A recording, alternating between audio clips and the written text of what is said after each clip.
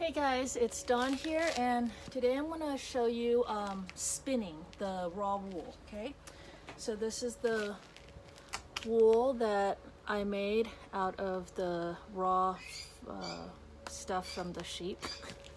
And then this is a drop spindle, and this is the thread that I've made from it already, and you see how pretty that is. So basically you're just turning wool into thread or yarn. This is single ply right now, and then you twist two singles together, and then you get double ply, and then you keep going, and then you get thicker and thicker, right? So this is a Turkish spindle, and this one is cool because it makes this really pretty pattern. And then also you remove all of the wood parts you basically just take it all apart, and then it leaves you with this ball that you can then just work directly off of. And I tried that already, and it's actually really cool to do that. So I love these little balls, and it's really cool to make as well.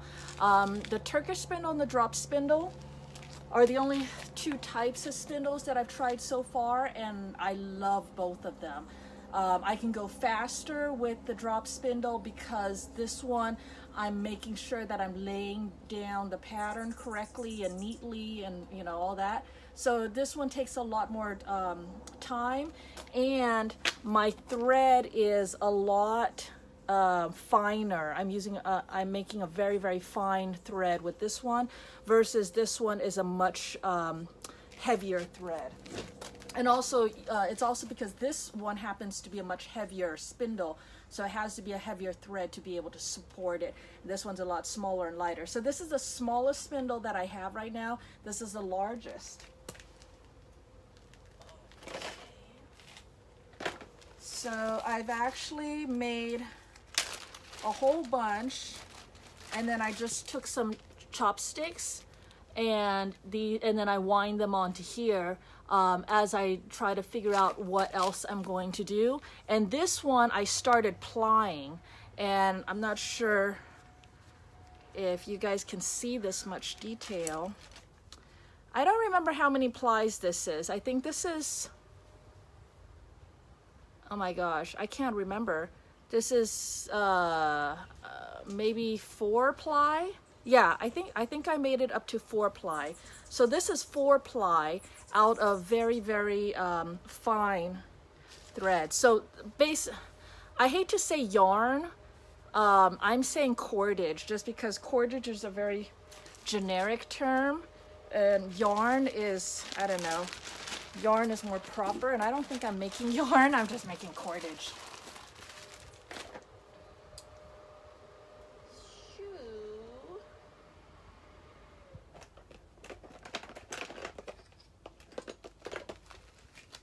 This is, sorry, I'm not set up for this.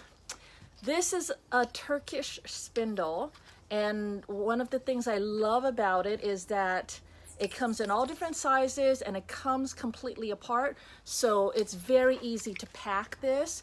I actually took all of my spindle stuff with me. I'm a grand juror, and spoke with the security about it, and they said that this is fine to go through security, and my drop spindles too. I took everything over to them, and I mean, you know, it's all subject to the security guards there, but I've been checking to see if you can take them to airplanes, and you can, and maybe even Disneyland, but I'm not too sure on Disneyland yet. But point is, it's very, very portable, so you know, it's very easy to take this along. So you got a fat piece, and then you got a skinny piece. Skinny piece is going to go into the fat piece, and then you have this piece, and it's going to go through like this. So this is a bottom whirl because it's sitting on the bottom of the shaft.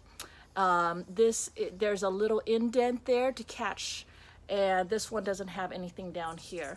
But this is a larger Turkish spindle, And then once you build up your ball and you're ready to, also if you're going to transport it, you can just pull out the shaft, and then it should hold its shape, and then you can, it just makes it safer to transport, because the spindles they're delicate, you know, they can break. So you just pull that out, you can put it back in, or when you're all done, then you pull all of this out, and you got to kind of work it through the ball, and then you're just left with that ball. And so that's pretty cool. It does kind of loosen up because, you know, it lost a big support, but there's different ways to wrap it that gives it more support versus not. This is what the drop spindle looks like, and you can make these yourself and all that, and it's pretty cool. This is a roving. Let me just get a little piece. Drafting is when you just pull it apart. When you pull this apart, you are separating the fibers. You're making it thinner and thinner and thinner until it comes apart, okay? And if you go slow, then it works better, because when you go fast, it's actually a little bit harder. It's strong. But when you go slow, then it pulls apart. So this is drafting. Let me see if I can. And I do want to draft out this piece. You see how it's thicker over there? So that it's a little bit easier to work with, because I am going to make some thread right now, some cordage. So I need this to be a little bit thinner. Let's just do it like this. Draft it out some more. So drafting, I'm still practicing all of this, but drafting is a big part of understanding how to work with wool. And when you draft, I mean, there's so much that you can do when you're drafting. If you have two pieces that you want to join together, you typically want to overlap those two pieces, and then you want to draft them together, because the drafting process will kind of intermesh the two pieces together as well. All right, so you see now I've got a lighter, fluffier, thinner piece of roving, and now it's going to dangle. So I'm just going to wrap it around my arm. And they have things called distaffs that will also, that keeps this organized so it doesn't curl back in.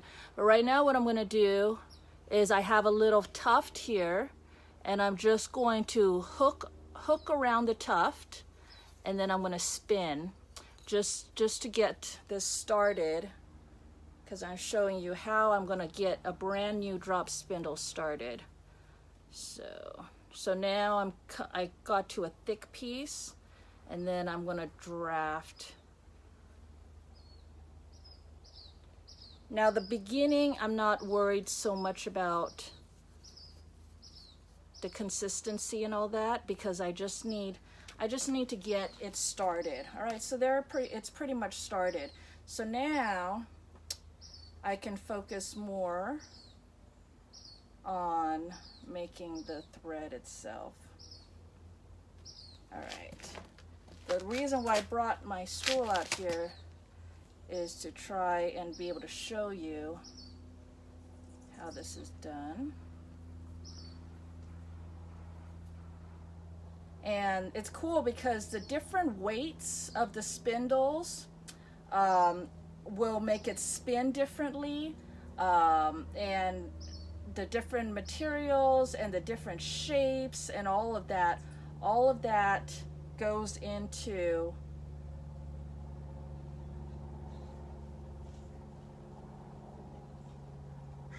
and then you can kind of feel, just as long as there's a twist in the thread, then it's going to stay together. If there's no twist, if you lose your twist, then it's going to come apart. So there's my first little bit. I'm going to cheat. My wool, as I've already shown you before, is not good wool.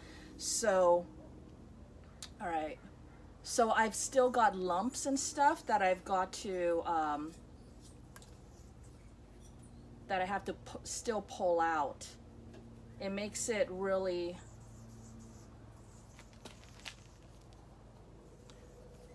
All right, so in my spindle, I have a notch right there. So what I'm doing is I'm doing the lead line down on the opposite side of the notch, and then I'm going to use my working end and have that go up the notch. And right now, all I'm doing is winding this on. And I don't really care how I wind it. I just lay it as one, because then I'm just going to shove that up with my finger. And there you already see I got one line. And then I'm going to go up this notch, and I'm going to hook around my hook. And now I can get going again. This is a little bit short, so let me get a longer piece. There we go. So now I can spin again. I'm still kind of doing the park and draft. So I'm parking it right now. I'm holding it with my legs, and I've parked it. And if I'm trying to be very careful, because I'm not that great at it, then I'm still doing the park and draft. And then every once in a while I can do the continuous. And we'll see. I have to hit this groove in order for me to do the continuous. But right now, let's see. I have to pay attention to the direction that this is spinning. Right now it's spinning the wrong way. So I'm going to get it spinning the right way again. And you also have to make sure that you're not over spinning it and all of that. All of that matters. And I'm finding out that this is a lot harder for me to be talking while I'm spinning, because I'm still not that good at it yet. So it's not like it's coming like second nature to me. Plus I'm horrible at multitasking anyway. I can't talk and chew gum at the same time, so I don't know why I thought I could talk and spin at the same time. But basically I'm just going to keep going until it gets too long for my arms to reach, and then I wind it up and then work on my next set.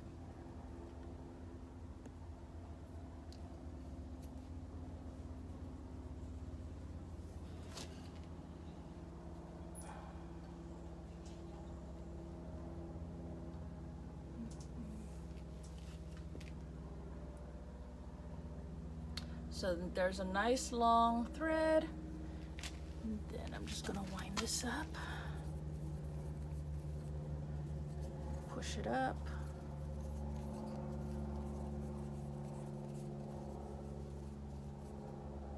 And then I'm gonna watch for this. So you can just use, there's only one notch in this. So you can use that one notch for both the start and the end piece, but I was trying to make it balanced, and that's why I do on either side, okay? But you'll see some people, they use the same side, and it doesn't really throw off the balance or anything. It's just, I think it's more of an OCD thing for me. I'm like, you know, well, if it's coming up one side, it has to come up the other side as well. But performance-wise, I don't think it really matters. So it's just a personal preference thing. And then they have things like short draft. I don't know. They've made technical terms for different techniques. There's the long draft. There's the park and draft. You know, and it's like, I don't know, all this different stuff. But right now, I'm more just focusing on trying to make nice, consistent thread and just work on my technique, because honestly, you just keep doing this, and just the act of doing it is practice, and you're just gonna naturally get better and better at it, without having to sit there and stress that you have to get better at it. It's just going to come naturally. I mean, I think that's how it is with everything, you know. You just keep doing it and don't worry about it. Don't worry about being perfect or anything. Just do it, because it's gonna come. That was my go-to phrase for a long time, is it's gonna come. You don't have to stress about it. It's gonna come.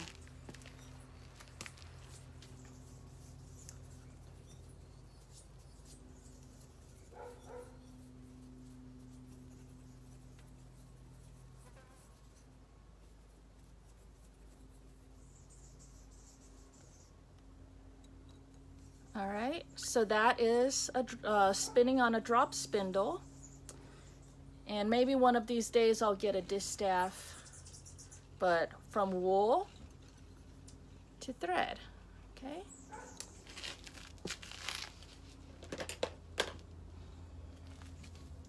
So now I'll show you how to do it with this one. And for this one, I'm not, let's see, try not to let you guys see how fat I am, but this one's a lot smaller, so I don't need to sit so far away, I don't think. So you saw how kind of quickly, well, I can go quicker than that on the drop spindle when I'm not in front of the camera and I'm not trying to talk, but I can go quicker on the drop spindle than on the Turkish spindle, because with the Turkish, there's a lot more finesse to make this nice fine thread. So I'm just gonna get a piece, and first I'm gonna have to join this. Let me see. So this is how it is right now. I'm gonna have to undo some of this.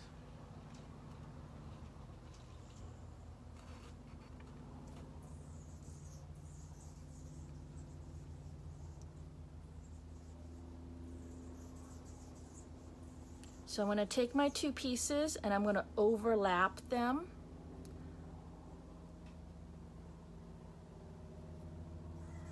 Okay.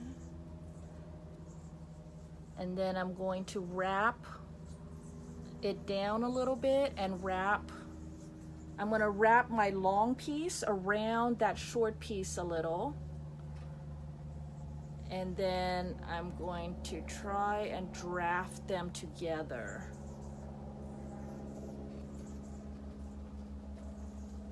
And when I got a good draft, and I got to get this wispy is so going to get tangled up, because if that wispy touches my working thread, it's going to get all tangled up. Now I love the way the Turkish spindles spin, and so it's kind of becoming my favorite. Because I don't really want to go for speed. I like doing the more finesse and the detail. So yeah, the Turkish spindle, I don't know, I like the way that it spins better too. It has a very, I don't know, I can't even describe it. You just have to do it. So much thinner thread here, and I can grab the bottom and I can just give it a little twist. And I like to rub the flyaways down to smooth out the thread a little bit. And then sometimes I'll park it, and then I can just tame down all the little flyaways.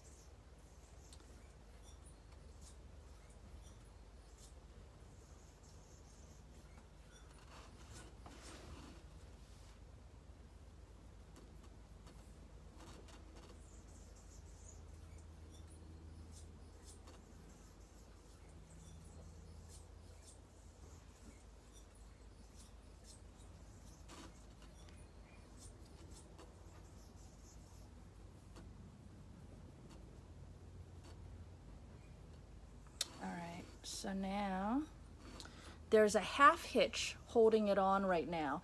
And to pop that half hitch off, I just have to loosen my left hand and then get my right finger under it, and then it just pops right off of the shaft.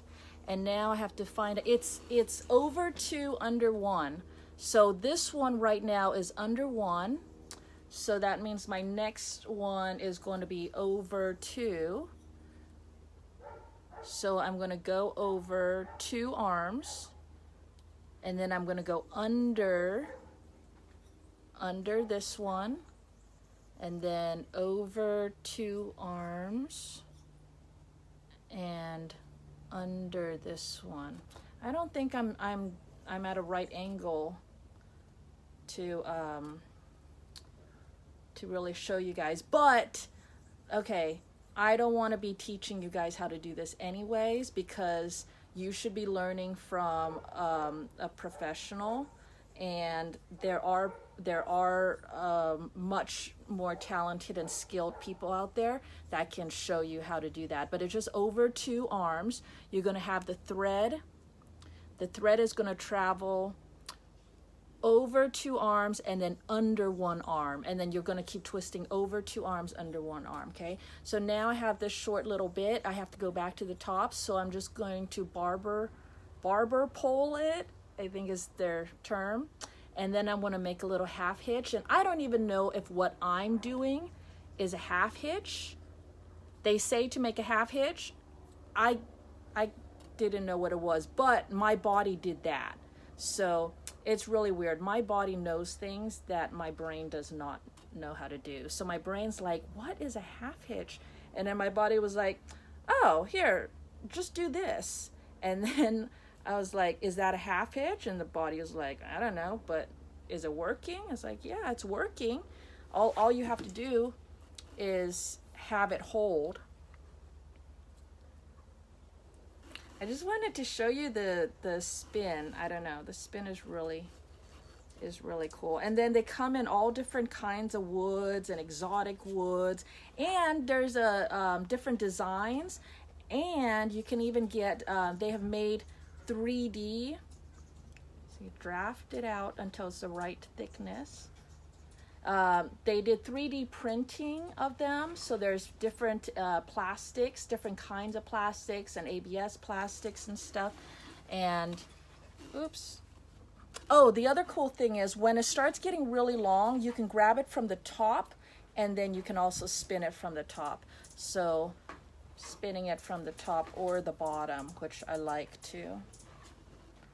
So you see how quickly I made this nice long piece, and then just gonna come back here, pop this off, get back, figure out where I was in the pattern. I was at under 1, so I'm gonna go over 2, under 1, over 2, under 1, over 2, under 1, over 2, under 1, over 2, under 1, over 2, under 1, over 2, under 1, barber pole it back to the top, half hitch, spin, load it up, draft, have the twist move up, and load up your twist, park it if you need to, draft, and then watch that twist travel up.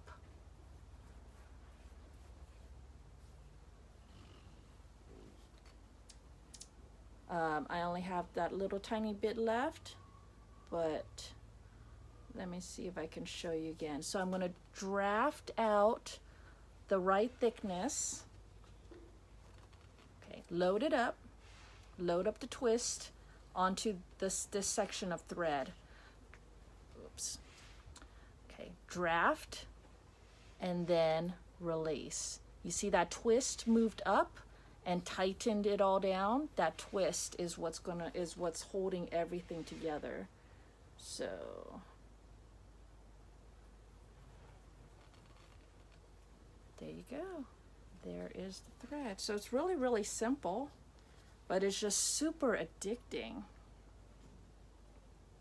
Plus I have an addictive personality, especially when it's something that requires a lot of detail. I tend to like it. The wool felting, I'm sorry guys, I'm not feeling it. This one I'm feeling. The spinning, for some reason I'm feeling it. The wool felting, I'm not feeling it. And it could be because I kept stabbing myself with those sharp little needles. And it was the most bizarre thing because I know that those needles are sharp. I know to stay away from them, but I just kept stabbing myself. Eventually I did stop stabbing myself, but it wasn't before I got thoroughly annoyed and angry and pissed off. And I was like, stop stabbing me. And then by that time I'm pretty much done. I was like, okay. So there we go. And for the last thing,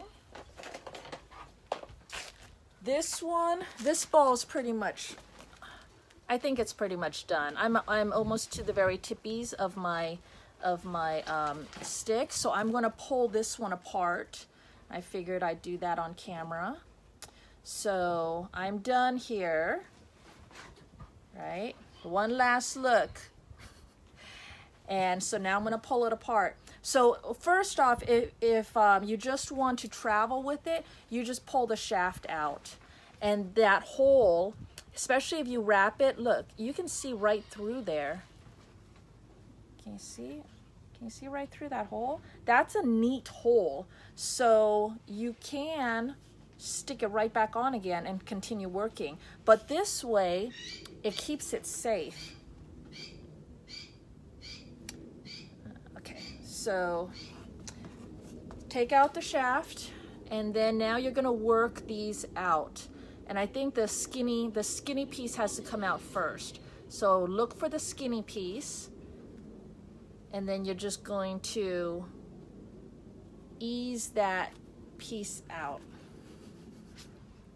That was me easing it out. Okay. Now I'm going to ease out the last piece, the thick piece. I'm kind of holding the ball together as I'm easing it. Now this is the fat piece. So the fat piece has these curves that the yarn has to go over. So that's when I was pulling, is because it has those humps. But see, now you have this little ball. And then somewhere in there is a center line, the center thread, and I don't see it right now. I'm gonna have to figure out a way to better keep my center intact. But on the other one, I was able to eventually find that center, and then I was able to pull it out from so it becomes a center pull ball.